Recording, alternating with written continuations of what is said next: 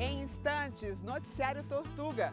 O informativo do agro que mostra para o produtor o que há de melhor na pecuária do Brasil.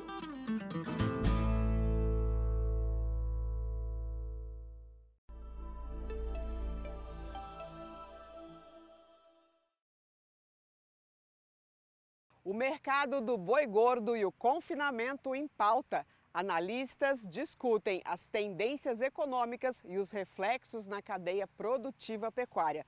Tudo isso no Noticiário Tortuga, que começa em instantes.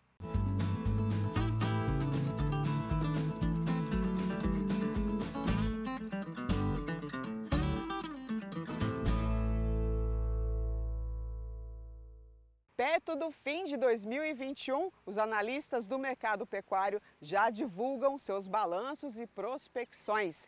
Para um dos maiores profissionais desse ramo, o ano deixou lições de se fazer muita conta e também para o confinador proteger o capital do negócio.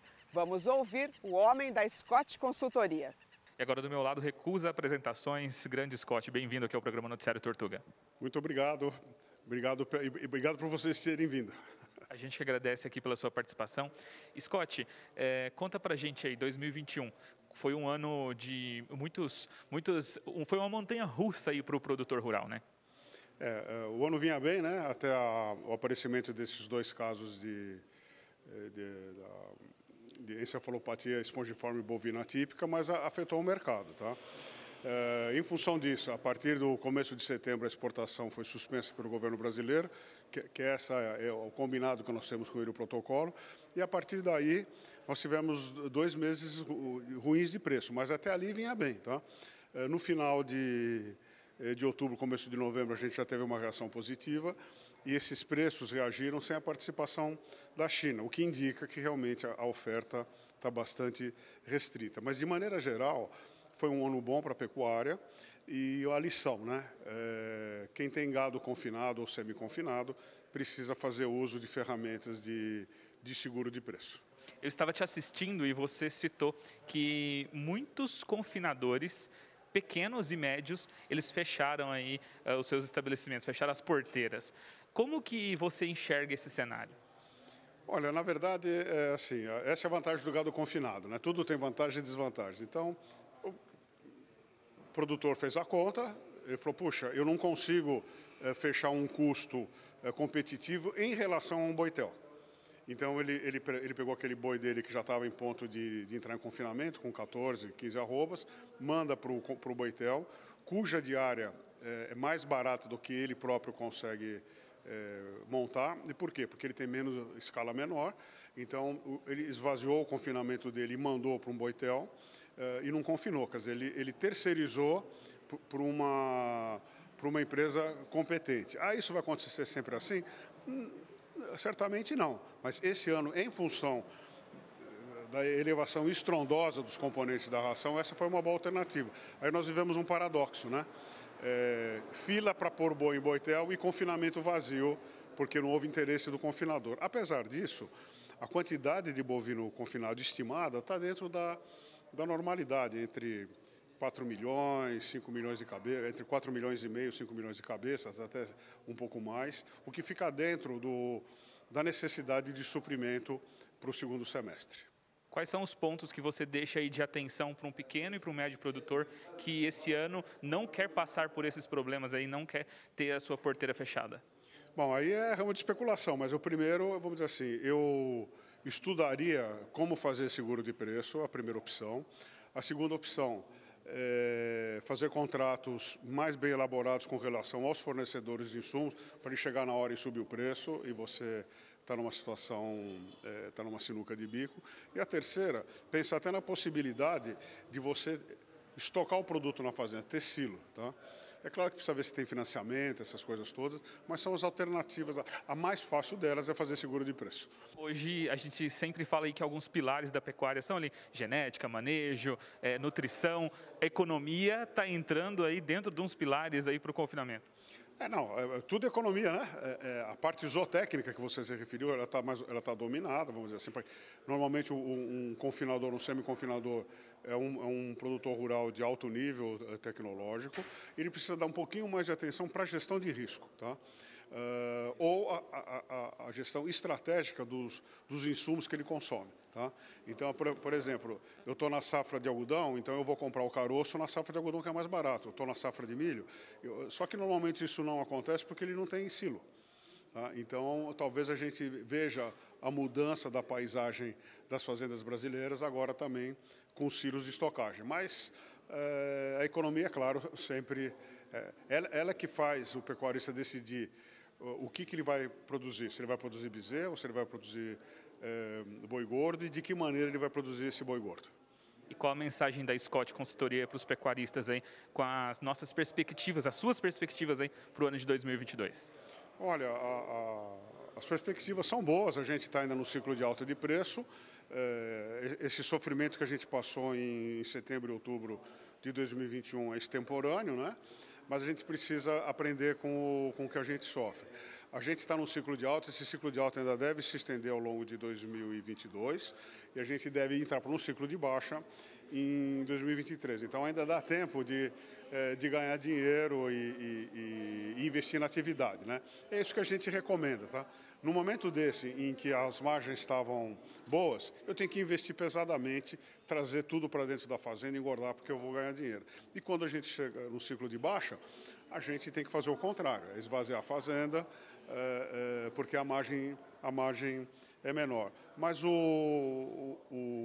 única coisa que preocupa nessa história toda, porque isso são todas estratégias de trabalho, né? Cada um vai adotar a sua.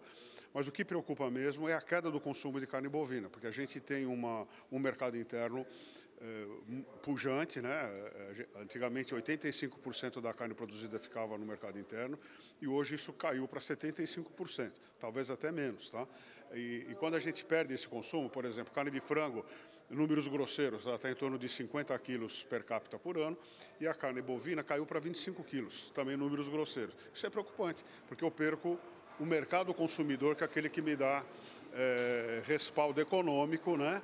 E de escoamento da produção no mercado interno. Então, a pecuária, a tendência é positiva e o que nubla esse otimismo é justamente a queda do consumo de carne no mercado interno. Scott, obrigado mais uma vez pela sua participação. Obrigado e bom trabalho para vocês.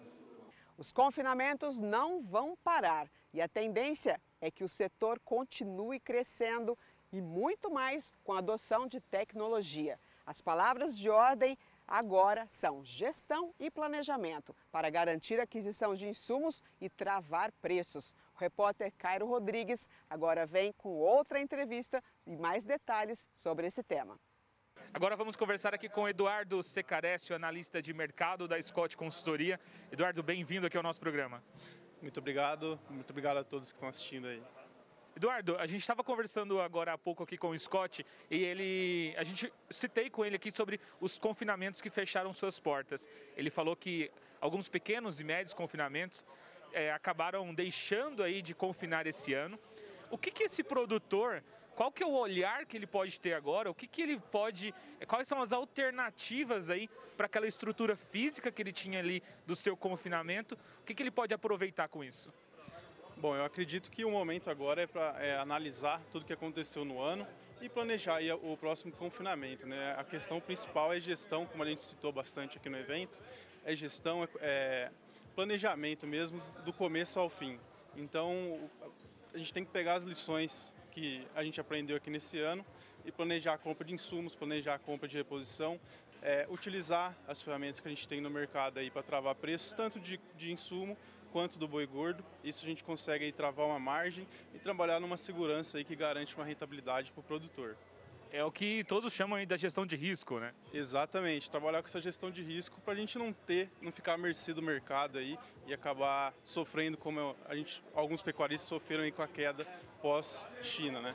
E essa gestão, ela precisa ser de todos os setores ali do confinamento, né? Desde o início da etapa, com a compra ali dos bezerros, se esse produtor está comprando boi magro, se ele já está recriando dentro da fazenda, ele tem que fazer todas as contas e fazer a gestão de todas as etapas antecessoras ali do confinamento dentro da sua fazenda, né?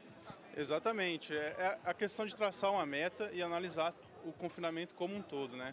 Desde da preparação da estrutura, da compra de insumos, da compra de animais, da venda, que a venda é um momento muito importante. A gente tem que aproveitar os momentos de compra, de oportunidade, mas a gente tem que planejar bem a venda também.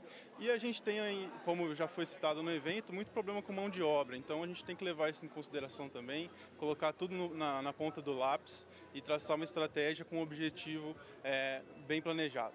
Ou seja, é importante o produtor, o confinador também treinar isso a equipe.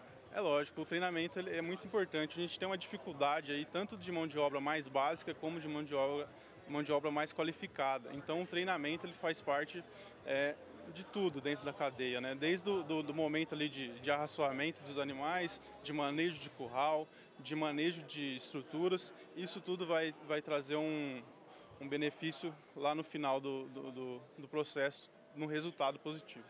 E já que a gente está falando em gestão, como que está aí o cenário dos confinamentos com respeito ao uso de aplicativos que vão ajudar aí, de softwares que ajudam nesse dia a dia na gestão? O uso de softwares está crescendo, os softwares estão aí, o mercado está trazendo cada vez mais tecnologia, mas é o que a gente sempre fala, não adianta a gente ter um monte de dados se a gente não sabe lidar com esses dados. Então a gente volta lá para a questão de gestão. Nada adianta a gente ter um monte de dados se a gente não sabe o que fazer com eles. Então hoje a gente tem muita ferramenta, isso facilita muito, a gente tem alguns casos que a gente consegue ter informação ali em tempo real, da onde você estiver. Então é só abrir o meu computador, eu consigo ter informação do que está acontecendo na fazenda, mas eu preciso estar preparado para saber lidar com esses dados e tomar uma decisão bem assertiva. E os produtores que tiveram alguns prejuízos aí esse ano ou que as contas não fecharam, eles não precisam se desanimar, né? Não. A questão é aprender com os erros e se planejar melhor aí para o próximo ano e talvez utilizar as ferramentas que a gente tem no mercado, tanto no mercado financeiro como as ferramentas de aumento de eficiência dentro da fazenda, né? Acredito que passando por isso a gente consegue estar um pouco mais seguro e garantir um resultado legal aí no final da cadeia. E Eduardo, qual que é a expectativa aí para os confinamentos em 2022? Como a gente comentou no evento, a expectativa é de manter ou crescer um pouco aí o número de animais confinados por diversos fatores. A gente tem uma expectativa de custos de produção talvez um pouco mais frouxos aí para o próximo ano, uma relação de troca talvez um pouco mais favorável aí também para o criador que precisa repor o seu plantel. Então isso pode trazer aí oportunidades interessantes para o confinador. Além do que a intensificação é um processo que está acontecendo, não tem mais volta e a gente espera que esse confinamento cresça aí ano a ano, mesmo com taxas não tão grandes, mas o crescimento tende a ser constante. Eduardo, obrigado pela sua participação aqui no nosso programa. Eu que agradeço a atenção e muito obrigado a todos. Gostou do programa de hoje? Você pode rever todo o conteúdo desta edição e dos programas anteriores no nosso canal do YouTube. Acesse pelo QR Code que está aqui na tela. Quando chegar lá, aproveita, curta, compartilhe e ative o sininho de notificações para ver os novos vídeos. O Noticiário Tortuga é aqui no canal do Boi, de segunda a sexta-feira, a partir das 7 horas da manhã. Obrigada pela audiência. Até mais.